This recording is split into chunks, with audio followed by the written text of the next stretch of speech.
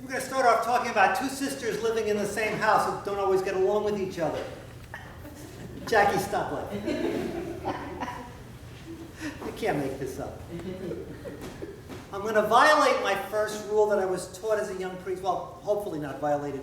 When my pastor, when I was a young man entering the study of ministry, kept telling me, if you're going to learn to preach, communicate to people in an electronic age, keep it simple. 3 things: be brief, be bright, be gone.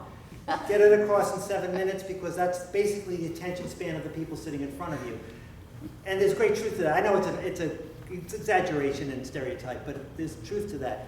But it's going to be hard to do that today because there's so many things going on. And not to bore you, but a lot of trees have died creating the paper that the scholars have used in writing their papers, trying to make sense of this particular encounter, because there's the actual event itself and how it's been interpreted by Christians through the centuries.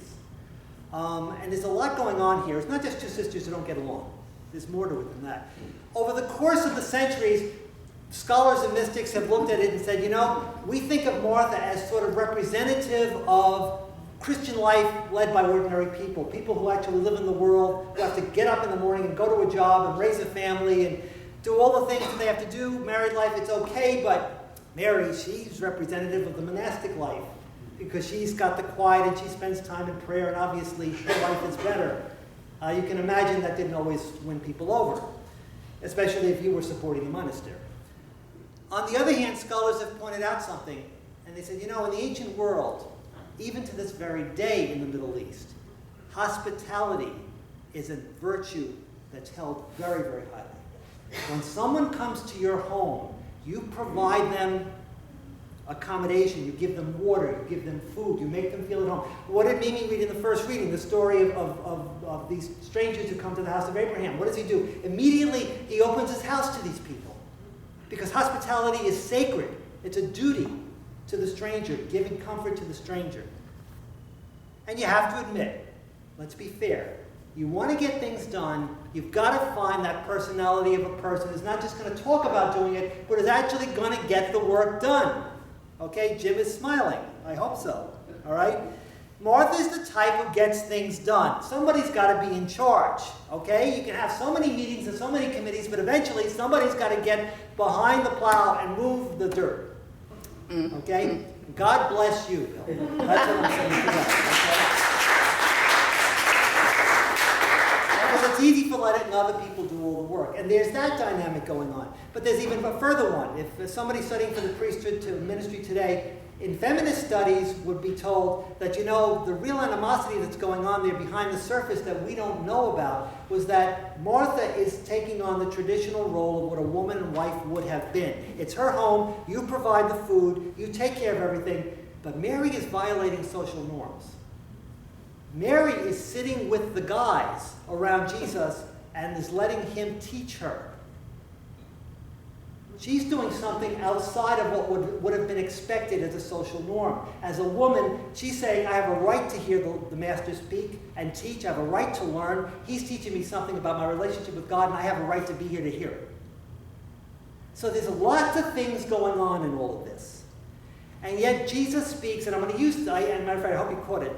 I didn't follow the translation in front of you. I actually slipped into the King James just for a moment because it's just a very powerful way of saying it, even though it's not proper English anymore. Where out of the mouth of Jesus the words come out, there is one needful thing.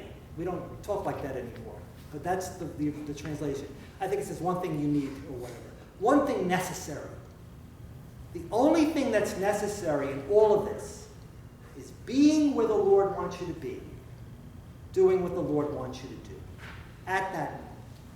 That's what's necessary, all right? And I want to take a step back and look at Martha, not to criticize, but just a reminder, take a look at Martha from 2 perspectives. Number one, you know, you can be kind to people, as we should be, but sometimes there's the wrong kind of kindness. Jesus is on the road to Jerusalem, all right? He has crossed the Jordan, and Bethany is about 1.5 miles southwest of Jerusalem as you head up the hill, up Mount Zion, to the city. He's about to begin those events that are going to lead to our redemption.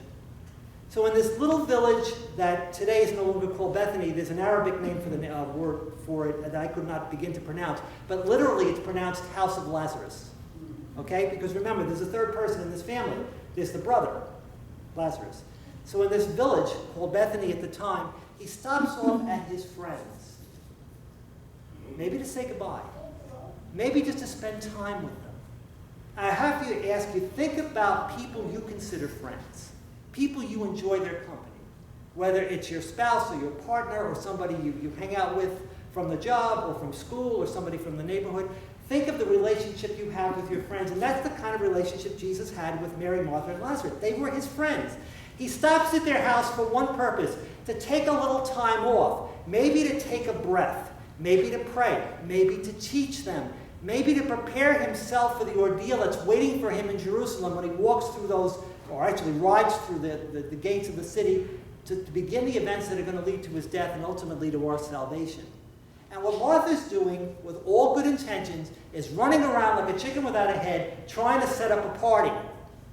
When he doesn't need that at that moment. He needs friendship. And sometimes we can be so obsessed with trying to provide for other people what we think they need rather than what they feel they need. And that's what I'm asking you to consider. Think of your friends, think of the people who are important to you, and ask yourself, am I there for them as they need me? Am I being where God wants me to be, doing what God wants me to do? Not necessarily what's convenient for me. And I don't mean that in the bad sense, but asking you to ask the deeper question.